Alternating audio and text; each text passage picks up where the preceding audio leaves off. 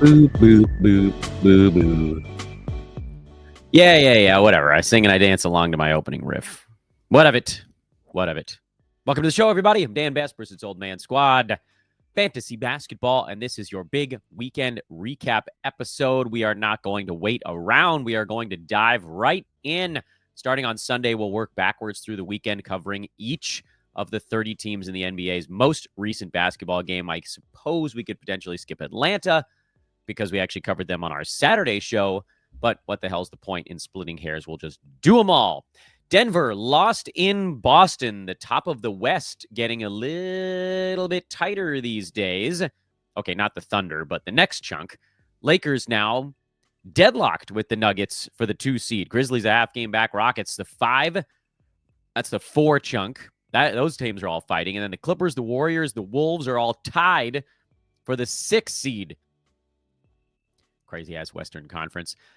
Remember partway through the season when Christian Braun had like a little bit of a mini slump and you guys all tried to talk me into dropping him, and I was like, no chance. I'm not dropping this dude. He's number 58, and he's played in 60 games. He's been a monster. Actually, better by totals than on per game. He's number 33 by totals, and this guy was typically on waiver wires to start the year. Say what you want. Christian Braun is probably the waiver wire pickup of the season because of health, just everything rolled together. We want to move fast today because there's 30 teams. So I don't want to spend more than about 45 seconds on a team where there's not much going on, and I've already done that. The only note on the Nuggets is that Aaron Gordon was out. Sounds like a short-term thing. And Russ moved into the starting lineup and was decent again as a starter. So it feels like right now we should be treating Russell Westbrook as an injury replacement play as opposed to just a guy that you can play. Because for a while, he was good enough even when he was coming off the bench, and now it doesn't seem like that's the case anymore. So Russ is injury replacement and nothing more. Celtics we've kind of half ignored almost all season long because things have been extremely predictable. But now that we're at that part of the year where we know the Celtics are going to start resting people, they have a back-to-back Wednesday, Thursday of this week. They have a back-to-back Friday, Saturday of next week. They have a back-to-back Sunday, Monday of the week after that. You're going to see guys off. In addition to the fact that Jrue Holiday is actually hurt with something that I never heard of before called mallet finger, and it's like heavily Google searched right now because of Jrue Holiday. By the way, the AI overview on mallet finger is a common hand injury that occurs when the tendon that extends the last joint of the finger is damaged. So presumably your finger curls in because the tendon is messed up. And then you get a finger that looks a little bit more like a mallet as opposed to a straight finger. I don't know how long that's going to take to figure itself out. But in the meantime, we've seen a bonus dose of Al Horford, who also got a little bit extra in this one, even on top of that, because Kristaps Porzingis has been in and out of the lineup lately as well. Luke Kornet got a start. We've seen Sam Hauser drop in there when Jaylen Brown had to miss a ball game. Peyton Pritchard is a hold. They want him coming off the bench. That's just sort of where he's comfortable. I bring all of this up because we're at a point now where, Horford's not going to play in back-to-back, so he's a tough guy to drop into a head-to-head lineup, but could make sense on the Roto Games Cap side, kind of like the beginning of this year when he was the starting center. Kornet could actually make sense in multiple formats if we find out that Porzingis is going to miss another game or two or whatever it turns out to be. So don't completely write off the Boston Celtics immediately because they've been so boring from a fantasy standpoint all year, because this is the time of year where they actually become a little bit more relevant. Before we get to game 2 on the docket, I want to remind you guys that BetOnline, our largest and long-term partner, is the world's most trusted betting platform and your number one source for online betting in 2025. You're just not going to find a safer, more trusted, more reliable spot than BetOnline. Whether you're a seasoned fan of betting or a first-timer, BetOnline is that ultimate companion. They've got you covered with odds, stats, and more. And they tell me to say more, but I can tell you what the more is. They got prop bets on things. They got player props. They got live in-game betting. They've got opportunities to watch some of the action while you're betting on it, on NBA, college hoops, NHL, UFC all going right now. Baseball starts in like 3 weeks. I think that, right? Doesn't the Dodgers, Dodgers Cubs Japan series, isn't that in like 3.5 weeks? Football will be here before you know it. So from every three-pointer to every hat trick, BetOnline covers you on every game, every play, and every win. BetOnline, the game starts here. Portland lost in Cleveland in overtime. Kudos to the Blazers for continuing to try. So many teams have just given up on the season. Portland's been like marginally okay this year. They're 27-34. They're only a game back of the Suns. Not that any of these teams are going to make a run at it because they're 4 or 5 games out of the play-in at this point. But at least it's made them a little bit easier to handicap. Donovan Clingan fouled out in 11 minutes. He's going to get dropped in some leagues. You should pick him up. And I feel like I need to emphasize that Donovan Clingan should not be dropped. Deni Avdija was great because Jeremy Grant was out. It's 1-1 at this point. Toumani Camara has been very good since DeAndre Ayton went down. You're not adding Duop Reith. He played extra because Clingan was in foul trouble and then fouling out. And then Scoot Henderson continues to be pretty okay these days. Shaedon Sharpe went 7 of 20 from the field. He had 18, 6, and 2. He's more of a points league play or a hard punt field goal guy. Kind of a punt percentages guy, really. Cleveland was without Donovan Mitchell. He was resting this ball game. They managed to get it done, if but barely, without really much from Darius Garland either. This was one of Garland's worst games of the season without any kind of injury involved. But they got to pick me up from their new guy. DeAndre Hunter had 32 points in a spot start. He actually was the guy who moved in for Donovan Mitchell. It wasn't Ty Jerome. I know we all think, and accurately so, Ty Jerome is your very obvious injury play when either of the two backcourt guys, studs, is out for the Cavs. So Donovan Mitchell or Darius Garland. And you should have Ty Jerome on your radar a lot the rest of the way because the Cavs are 7.5 games up on the Celtics.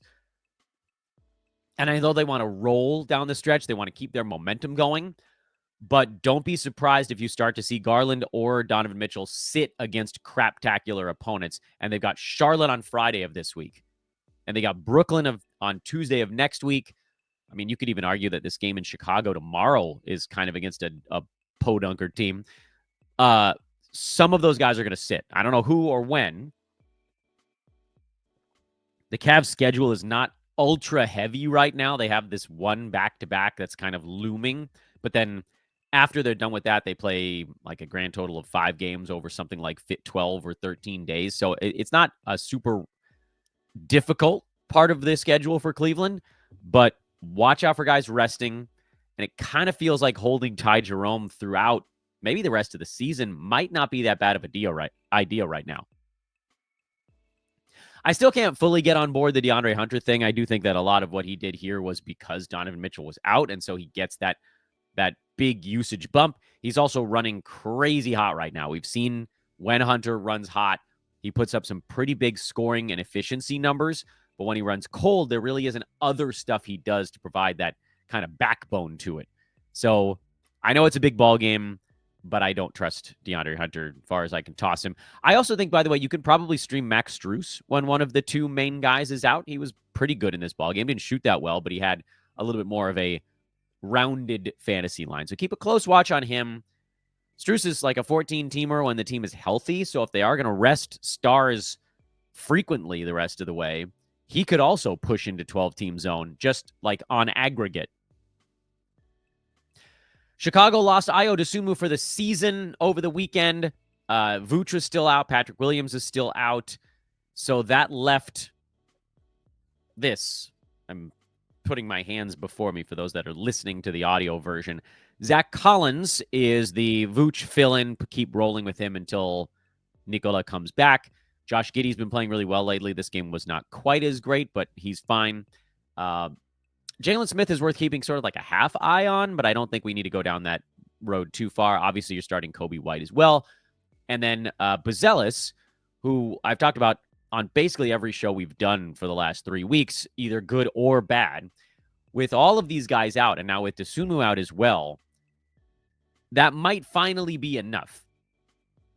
Buzelis is going to be way over-rostered because a lot of folks were extremely high on him before they needed to be, because he's basically over the last month, pretty much since the he moved into a slightly larger role. He's playing 27 minutes a game, and he's outside the top 150. And it's not because of percentages. It's because all he does is score a little bit and rebound a little bit.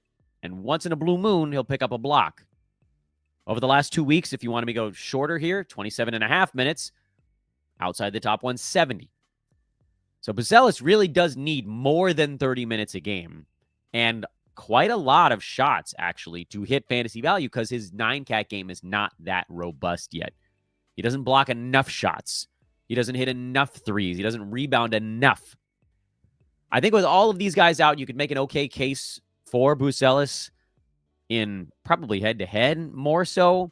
But if I'm remembering right, Chicago's schedule sucks over the next 2 weeks. So head-to-headers, I don't think you guys need to worry about him at all. And Roto, I don't think he's good enough. Not a whole lot to talk about on the Indiana side, so I think we can blitz through this one. Andrew Nembhard is back on one of his warmer stretches, so you can use him. I don't think I would use him against a Roto Games cap unless you were hard streaming for assists, steals, and okay field goal percent, which is basically what you'd also get out of TJ McConnell. It's the same general fantasy game, those two guys. Head-to-head, he would make sense if their schedule was a little more voluminous. But Indy has only 3 games this week before they move into a much better schedule next week. So Nembhard's a guy I'm looking at more so for next week if he can keep the warm play going. Otherwise, Aaron Nesmith, also a schedule play. He's playing better lately, but the minutes haven't been fully consistent enough, nor have the shots been fully consistent enough. And so he's also kind of on the schedule side. And Pascal Siakam, again, most of you are past your trade deadline. He's in a little bit of a funk right now and probably profiles as a buy low, mostly because Tyrese Halliburton's been kicking ass. The Knicks had a bad one from Mikal Bridges, so we got a little bit of a little extra dose of Deuce McBride. I don't care. I don't care that Mitchell Robinson's back. I got a bunch of people asking me questions on Twitter about whether or not they should pick up Mitchell Robinson. No. Cat's the center. I don't care what Tibbs said. Knicks, we can just zip past. Miami. All right, so Khalil Ware, great ball game here. Adebayo's been playing fine. Andrew Wiggins was out sick for this one. And Tyler Hero, obviously. Those are the 4 guys you're playing daily for the Miami Heat. And then you got your Wheel of Madness. Davion Mitchell is not a guy I would use against a games cap, but he makes sense as a very good schedule play, which from Miami is kind of happening at the moment. They started a 5 games in 7 days stretch yesterday, and they have a very, very heavy schedule starting yesterday, Sunday, through Saturday of next week. They go 9 times over those 2 weeks. 14 days, 9 games is really, really, really good. They have 3 back-to-backs in that 14-day stretch. That's crushing amount of basketball. So if you wanted to go Davion Mitchell head-to-head side, go for it. Roto or games cap, nah. And then Duncan Robinson, same story. If you want to roll the dice there and get the next 8 games over 13 days of 3-pointers, that's fine. I would not go Alec Burks. He was filling in for Andrew Wiggins. I would not go Haywood Highsmith or Terry Rozier or Kyle Anderson. Those guys just haven't been consistent enough. Toronto beat Orlando. Man, poor Orlando. Jalen Suggs is out for the year now. The Magic just, they're not a healthy basketball team. They're 29-33. You know what? And Orlando, I didn't do my normal preseason season win total play, but they were one of my unders that I talked about with friends, not because I didn't like the Magic, but because it's very, very, very hard to take a big leap forward 2 seasons in a row. The one team that did it was Oklahoma City. Most teams, when they make that big jump, other teams start to check them out. Like, ooh, maybe we should be game planning for this team. You see it all the time. Teams make a big jump forward, and then they kind of level off a little bit after that. And you can go back to last year. Where the hell did Orlando finish last season? I think they were, let's make sure I get the record right. Magic were 47-35. It was a great year, but the expectation that they were going to do more than that was always a little bit harebrained. Rockets are a team that has kind of made sequential steps forward. Although they've hit a rough patch this year. They were still good enough early in the season that hasn't completely derailed them. In any event, Toronto got a win. Jakob Poeltl is back to full speed. Grady Dick got hurt, but nobody cares. Toronto's boring now that they've got their guys right now. So Poeltl, quickly, Barnes are all format guys. RJ Barrett is your punt dude. That's it. That's all you got to worry about. For Orlando, a team that I feel very sorry for right now, Cole Anthony is a schedule play only. Wendell Carter Jr. is a schedule play only. These guys you could also kind of be attacking individual categories. Franz and Paolo are your everyday guys. Paolo, of course, it's got to be a very specific team build. Franz is just generally a good basketball player, and that's it. Let's keep moving. Lou Dort, Kenrich Williams. Is he going by Kenrick or Kenrich now? It's changed a couple of times during my tenure as a broadcaster. Kenny Williams is what we're going to go with today. And on the other side, Julian Champagnie all got ejected from this ball game. So it did muck up the final minute totals a little bit. But as far as OKC goes, this is sort of like we've missed a lot of these. Remember Jalen Williams got off to a first-round start this year, and everything was rolling, and then it hasn't been the same since then. He's number 27. He hasn't been bad. We were just kind of hoping for, I think, a little more consistency out of Jalen. The 48% shooting is fine. The 79% foul shooting is lower than we wanted. The other stuff is there. It's really come down to the percentages with him. But this was a good one. This is a great one, actually. Shea was his typical amazing self. And then you get into the fringe guys. So Chet Holmgren sat this one out, so you had a better game out of Isaiah Hartenstein. That's going to kind of go hand in hand. Aaron Wiggins had 17 points and 5 threes, and he did it on 50% shooting. That's the appeal with him. Aaron Wiggins, I mean, you could probably start him in all formats. I would still say more of a specialist level appeal for points, basically scoring categories on good percentages. Alex Caruso, you could stream if you need defensive stats. Cason Wallace, you could probably stream if you needed defensive stats. There just isn't really a guy among those fringe players that I'm like, yes, you got to go deal with that dude. I don't know. I'm trying to do a better job, and you guys will see me float back up the board here to make sure that I didn't forget to mark anything down. I'm trying to do a better job of keeping tabs of what the hell I've said on these very long recap shows. But it's hard. I get lost in the shuffle. I get lost in my thoughts, and I just start yelling. All right, let's talk San Antonio. Champagnie got ejected, which is a shame because he's actually one of the guys that I'm kind of keeping an eye on. Devin Vassell's a start. Chris Paul's a start. De'Aaron Fox is a start. Stephon Castle is a start in points leagues and multi-punt. It's a funny thing, too. He's got to do, and lately he's been basically there, but he's got to do so much to overcome his deficiencies. This was a monster of a game. And Castle, over the last week, is averaging 20 points, 5.5 boards, 4 assists, a steal, and 2 3-pointers. You look at that and you're like, this has got to be enough. Outside the top 130. Why? Because the field goal percent, even on a hot week, is a negative. The free throw percent has been a bigger negative. He doesn't actually hit that many 3-pointers in general. The fact that he's averaging 2 over the last week is actually kind of a big deal for him. And then the turnovers are relatively high as well. So my feeling on Castle, I think a lot of analysts are going to, and I don't know, unfortunately, I don't have time to know who's saying what. But my stance, which I think is probably a little bit different than others, is he is a guy I'm rostering only in this perfect punt build. You need to probably be punting at least one, maybe both percentages for Castle to make sense right now. Now, if they shut everybody down and he starts scoring 26, 27 points a game, I guess it's a different beast. But the Spurs are still, for better or worse, still fighting it out a little bit longer. It won't be that much longer, but they're hanging in there right now. Sohan is a stream if you need field goal percent and a little bit of scoring and a little bit of rebounds and a little bit of a bunch of things, but also probably bad turnovers and free throw percent. Harrison Barnes is a schedule-only play for points and threes.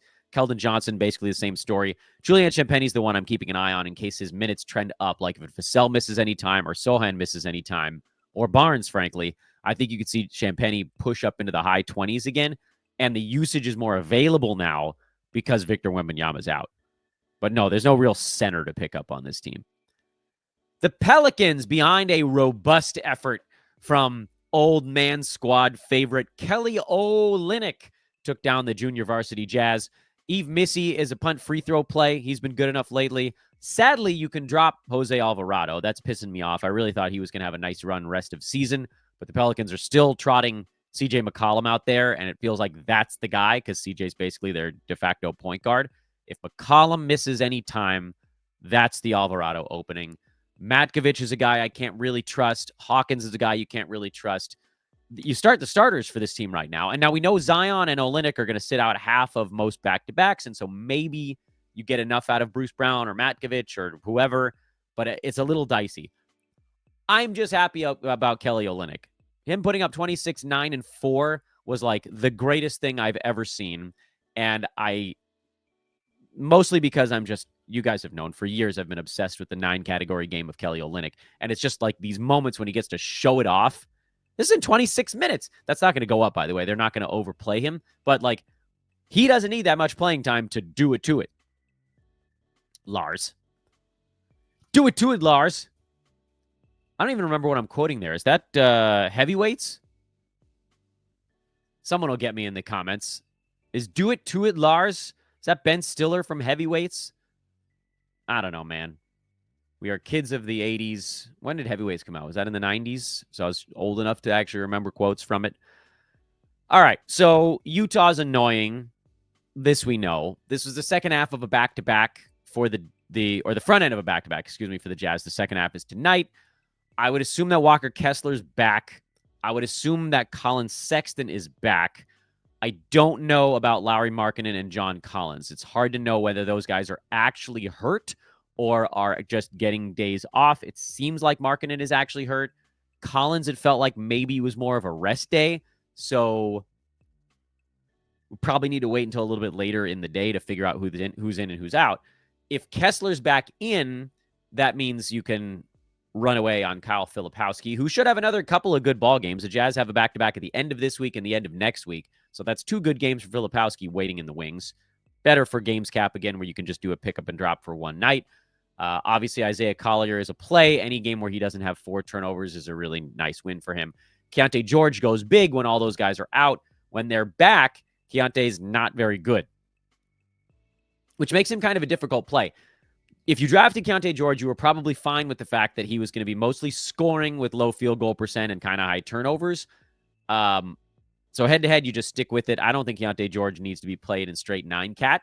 You need to be punting the right stuff, and it needs to be more, again, kind of aggregating stats right now when the varsity squad is sitting out, 1 out of every 2 or 3 games.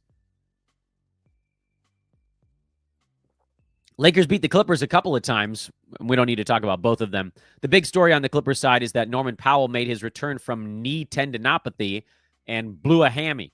Nice work, Norm. You butthead.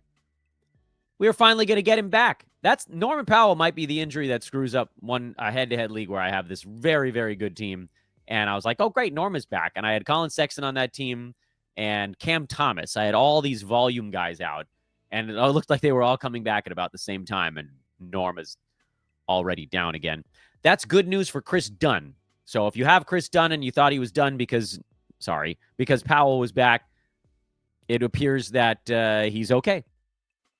By the way, Kris Dunn would have played more time in this game, and you'd never know by looking at the box score because he finished with 3 fouls, but he picked up all 3 of those in the first 6 minutes of the game. So he played almost the entire second half and almost not a minute in the first half. By the way, look at Kawhi. He looked good in this game.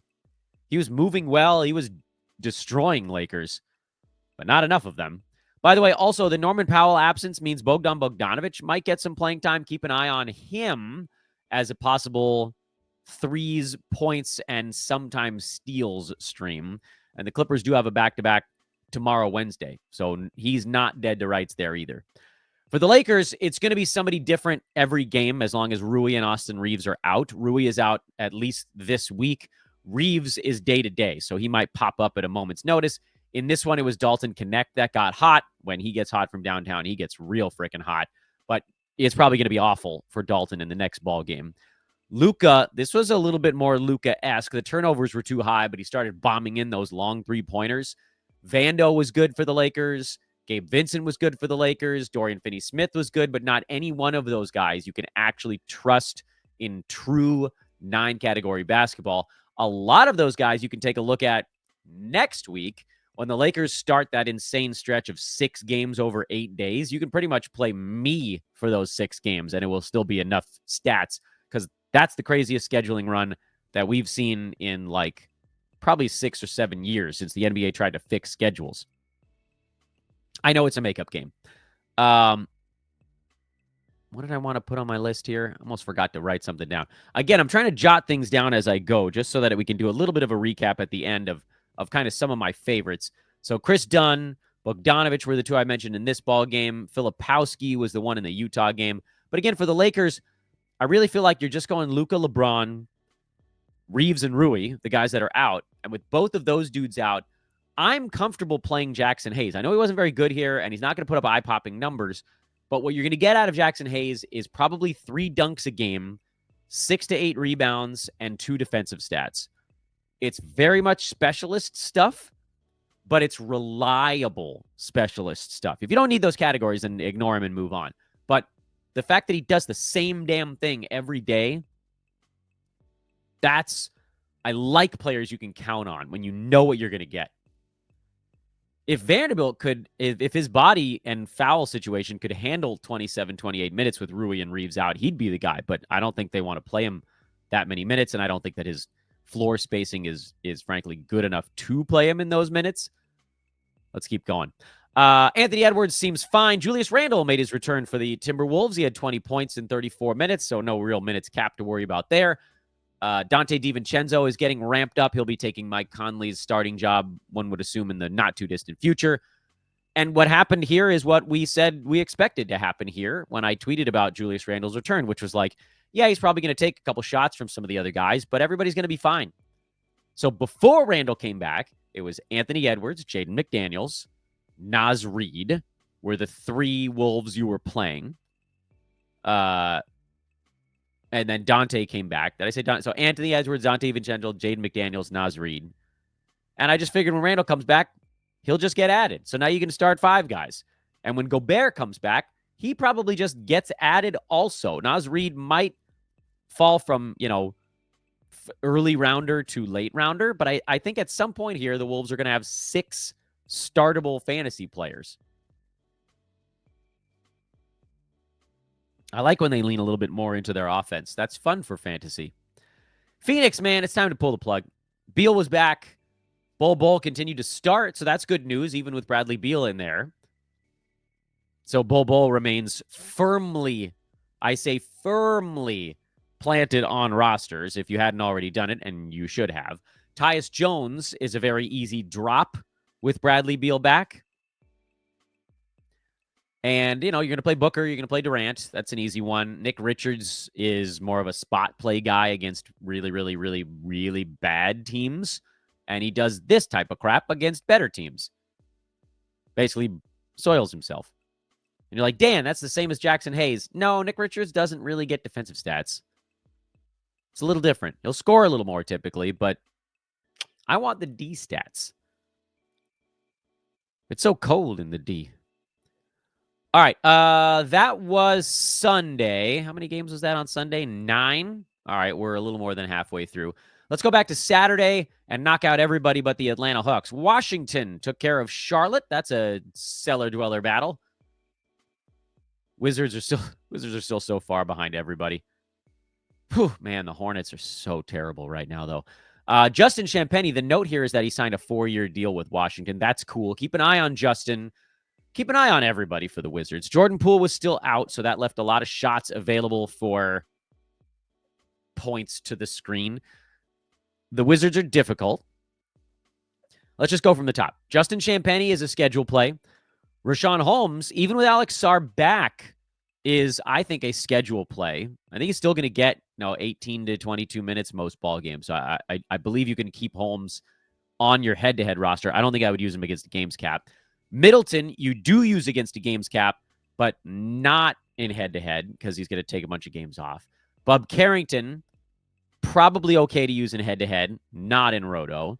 Koulibaly, if you're punting field goal, play him in whatever format. Keyshawn George is one of the few, he might be the only guy that's healthy right now. Jordan Poole's the other one that I'm going to play in all formats. He's not shooting the ball well, and I don't know that that's going to change the rest of this year, but he does a little bit of everything. It's remarkable how well-rounded Keyshawn George's fantasy lines are this early in his NBA career. If he could actually shoot 42% instead of mid-30s, he'd be dominating right now. Marcus Smart, no. Corey Kispert, schedule play for threes, basically. And Alex Sarr, he just never really quite came around on the field goal percent side. So we'll call him a punt field goal play in whatever format you need. Charlotte's easy. When Mark Williams, LaMelo Ball, and Miles Bridges play, those are the three guys you play. Yusuf Nurkic is, we'll see if he's healthy for the next ball game. If Nurk is healthy for the next ball game, you could probably play him in head-to-head and then in roto on the days when Mark Williams sits. And that's kind of the only anything outside of the three main dudes on this club. Because I don't care about Nick Smith Jr. I'm not playing Moussa Diabate. I don't care that Josh Green had a decent ball game here. It's not there every night. Brooklyn's a royal pain in the butt. Cam Thomas sat this one out, but he did play in their previous ball game. So this is probably not the best game to use to handicap the Brooklyn Nets, because when Cam Thomas is in there, they took 95 shots as a team. He's going to grab 20 of those. Cam Thomas also is not startable in almost any format until he gets up to about 25, 26 minutes a game, and he's not there yet. Killian Hayes, his 10-day expired. He's done. You don't have to worry about him anymore. Keon Johnson is a maybe, but again, Cam Thomas took his starting spot. So here's what I would do. I'm trying to squat on Day'Ron Sharpe any place I can because his per-minute production is outstanding. Claxton, I'm playing in all formats. Cam Johnson, I'm playing in all formats. Cam Thomas, I'm playing in specific punts, punt field goal, probably punt defensive stats. And then when he ramps up, you can probably play him in most formats. Zaire Williams, Keon Johnson, if you want to put Jalen Wilson and Tyrese Martin in there as well, those guys are schedule play onlys. That's where I sit with the Brooklyn Nets right now. You don't have to agree with me, but that's where I'm at. Tobias Harris is out for the next ball game for Detroit for personal reasons. That's going to mean a lot of Asar Thompson. So if you have Thompson, this is going to be your delightful proving ground of a ball game. Who's, by the way, Asar's been very good lately. I don't want to take anything away from him, and he's been startable in most formats with a little bit of a specialist appeal going on for him, but it's good enough. Top 90 over the last couple of weeks on high field goal percent and 3 steals a game. But those 24 minutes, that goes up probably to 27, 28 with Tobias out, maybe higher, and that's way more than enough for him to do a lot of damage. So Duran, Cade, Asar Thompson, Beasley is a 3-point streamer only. When Tobias comes back, obviously you get him in the mix. Honestly, we're at a point now where you might stream Dennis Schroeder for a back-to-back to try to get 10 assists out of him. It's this time of year is so goofy.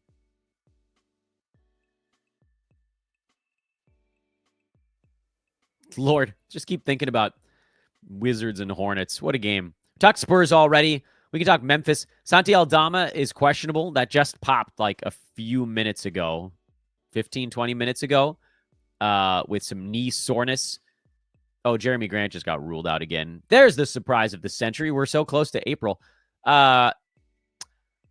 Aldama's a tough one, though, because he's been playing really, really, really well lately, and he's played himself into an all-formats guy with this hotter run or more involved run. Now, admittedly, this ballgame was no Ja and no Desmond Bane, so there were way more shots for JJJ and Aldama. But Santi's been good enough for all formats regardless. So Roto, you hang on to him because he's been good enough. And I know last week I was like, you can add him in head-to-head, but I haven't quite gotten there.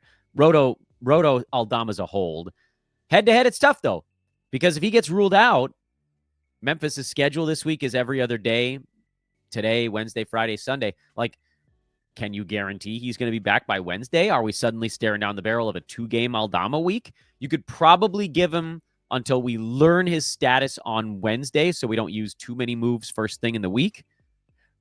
But we'll recap that again. And by the way, this is a perfectly good time for me to remind you guys of 2 things. Number 1, please subscribe to Old Man Squad Fantasy Basketball. That's the way that we continue to keep doing these things for free forever, is growing. Growth is big because it creates a larger base, more people see the show, and then it's easier to grow more, faster on top of that. So please subscribe, hit that like button if you're watching on YouTube, and if you're taking in the content on iTunes or Spotify or whatever, throw that 5-star review in the mix. Other things of note here, Zach Edey played 26 minutes because of no Brandon Clark. Luke Kennard is always a great play when Ja Morant is out. Luke got ejected, actually, from this ball game, where it would have been an even better line. Jalen Wells is a scoring stream when Ja and Bane are out. Scottie Pippen Jr. is an assists and punt field goal stream when Ja is out as well. So this one a little bit more interesting for Memphis, but only because some guys were on the shelf. I don't know. Did we just get a Ja report? Let me quickly check. Ja Morant was present at shoot-around on Monday, so I don't think I would add any of the fringe Grizzlies until we hear more on Ja Morant. Sacramento was undoubtedly the biggest news of the weekend, and I know it would have been nice if I started with that, but I didn't, so screw you guys. Domantas Sabonis went down for basically the first time ever. Basketball Monster thinks he's going to miss 2 to 3 weeks. It's a hamstring strain. We don't really know what that means for him timeline-wise, but we can do our best guess, which is it's going to be more than a day or 2. Jonas Valanciunas played 30 minutes, which is kind of the most they can possibly shovel onto him.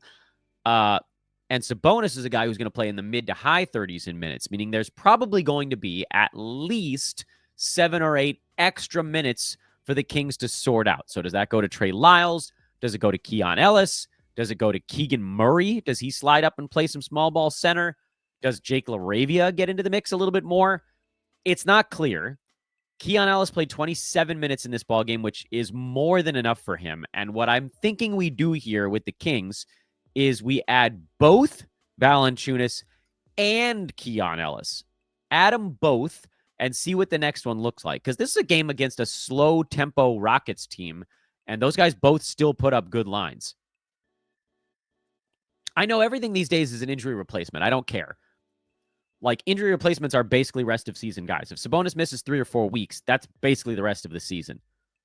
Injury play, rest of season play, they're pretty much the same. The entire Rockets team is on the injury report. They have a back-to-back today and tomorrow, and everybody's questionable. Tari Eason, Dylan Brooks, Amen Thompson, Steven Adams, Alperen Şengün, they're all questionable. Freddie VanVleet got ruled out for the dumbest thing I could possibly think of. He came back from being out for whatever it was, 3-4 weeks with an ankle thing, and promptly tweaked an ankle stepping on a ref's foot. Oh, I'm so mad. I'm hopping, spitting mad. So Freddie's back out. Bangs the table in disgust. If you have Freddie VanVleet, you might have to drop him because I don't think he's only going to miss 1 ball game. Sounds like he was hobbling pretty good after that previous one on Saturday. You can give him till tomorrow. You know, there's still plenty of good schedules tomorrow this week. But if he's ruled out for the back-to-back, that might have to be a cut. I know it sucks, man. That's the playoffs, though. The rest of these guys, I would assume, play at least 3 games this week. So Şengün, hold. Amen Thompson, hold. Jalen Green, not questionable, so that's an easier one. Tari Eason, you're going to get likely 3 games out of him this week. If everything goes according to plan, same thing next week. You might get 4 the week after that, so he's a hold in my eyes, even with the 2 rest days in there. I think 3-3-4 is enough for Tari Eason to stay on fantasy basketball teams. And then, you know, if Dylan Brooks plays in the back-to-back, he'd be a 2-day play, I guess. Jabari Smith Jr., same thing. Like, if you figure out who's in and who's out, you might be able to kind of patchwork some head-to-head stuff together, but that's about as far as you go there. Milwaukee beat up on the hobbled Mavericks. No big surprises. Gary Trent did play 30 minutes. Kyle Kuzma played 32. I hate Kuzma's fantasy game. How many times have I said that on this pod over the last 5 years? Probably 50. Can't stand it. Points leagues only on Kuzma. Gary Trent is a 3-point stream. Milwaukee does have a back-to-back tomorrow, Wednesday. They have another back-to-back Saturday, Sunday. They have another back-to-back Saturday, Sunday of next week. So pretty decent schedule for the Bucks if you wanted to try to wedge a bunch of three-pointers out of Gary Trent, but he's not going to be a top 100 play. So don't get it twisted. Dallas side, PJ Washington tried to play, didn't make it. And then, sadly, Moses Brown's 10-day expired. I don't know what that means Dallas is going to do at the big man spot if PJ can't play in their next ball game.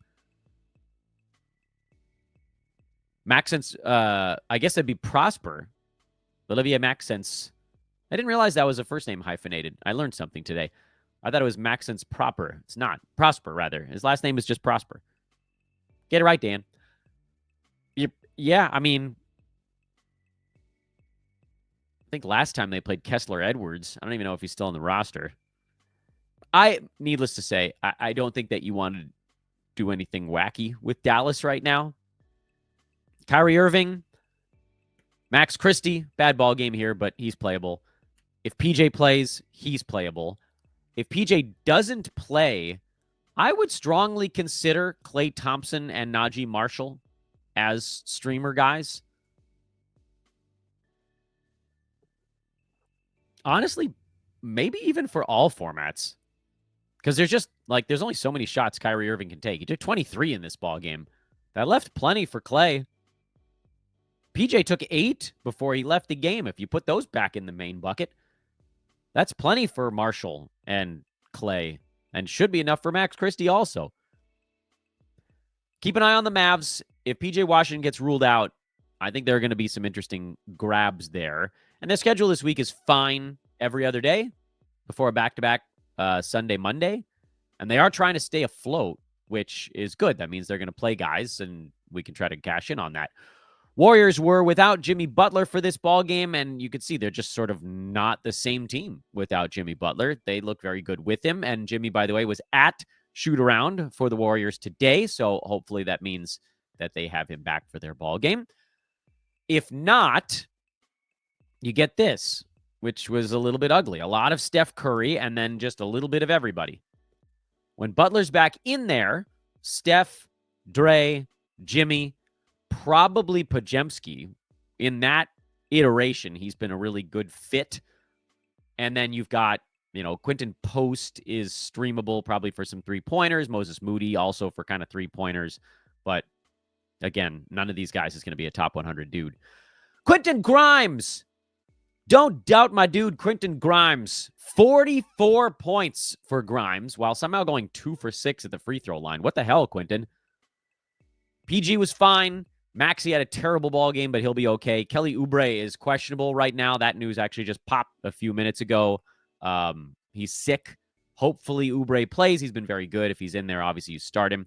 We got a little bit of a weird thing happening at the center spot where Andre Drummond started and played 21 minutes, and then Yabusele came off the bench for 27.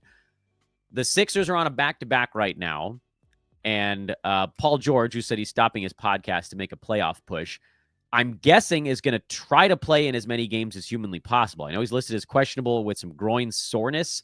If he can go, he'll probably go. I don't really know what to do, actually, at the center spot right now. I think head-to-head, because they've got a back-to-back, you could probably play both Drummond and Yabusele. But, like, for Games Cap League or just traditional 9-cat, and I guess Games Cap is the right word for it. My thought was that Yabusele was going to be like a top 115, 120 kind of range dude. But if he's going to be coming off the bench, if Drummond plays well, that might end up in just a straight timeshare. And if Drummond doesn't play well, then is it still enough for Yabusele to put up numbers? So I think I'd probably leave those guys alone in any Games Cap format and just say, look, Philly's got a good schedule right now. Let's just play them for the back-to-back. It's totally fine to play both of those guys. And I don't think I would go really anywhere beyond them. Even with the injury stuff going on, I don't think that I want to dabble too much. And then the only other team we haven't talked about is the Atlanta Hawks, because, again, they're kind of a Wheel of Madness sort of team with a bunch of wings that sometimes play well and sometimes don't. In their last ball game, Karis LeVert had 23. Terrence Mann had 13. George Niang had 14. Zachary Risache had 12. all 4 of the maybe wings were okay. Atlanta does have a good schedule this week, so you can play any of them in head-to-head. Go for all 4. Terrence Mann would be my least favorite because this fantasy game is super boring and doesn't have a punt lean the way that, like, oh, Risa Shea, we're going to punt efficiency. Niang, we're going to punt probably defensive stats, or you're hunting 3-pointers. Karis LeVert, you're punting percentages. Terrence Mann, they're really like punting a little bit of everything. None of those guys, again, is going to be a top 100 dude, but in a 4-game week, and frankly, right now, 3 games over 4 nights, they're all pretty valuable. It's just such a different game right now when folks are in their head-to-head playoffs. But we have to attack it the way it's presented. I'm not going to do an underdog fantasy card right now because we're already 46 minutes into the ballgame, but I will remind you guys to hang out with our friends at underdogfantasy.com. Use promo code OLDMAN, OLDMAN, or this is the easy one. Just click the link in the show description to visit our pals at underdogfantasy.com. Play Pick'em at Underdog by just picking higher or lower on any 2 or more player projections on the website. It could be points, rebounds, assists, steals, threes, rebounds and assists, points, rebounds, and assists, first quarter, second half, first half. And as you add more and more, you increase the multiplier on your entry. Also, by using our promo code or clicking the link in the show description that auto-populates our promo, unlock 2 bonuses. 1, deposit match bonus on cash up to $1,000, and 2, free square. You get a freebie, basically. You only have to do 1 instead of 2 on that night when you use that promo. So hang out on UnderdogFantasy.com. It's your call, UnderdogFantasy.com. I am Dan Vespers. Again, please subscribe. That's the big one here to Old Man Squad Fantasy Basketball. Thank you so much for watching, listening, everybody. We will be back in a couple of hours with a 15-minute streamer show. We're going to look at the best schedules tonight and tomorrow and help you set up your week and tell you individual players that you should target for specific categories on the best schedules, and we'll point out the bad ones. Although today we kind of did that on yesterday's weekly preview. We will do it again. Thanks for watching, everybody. I'll see you guys in a couple hours.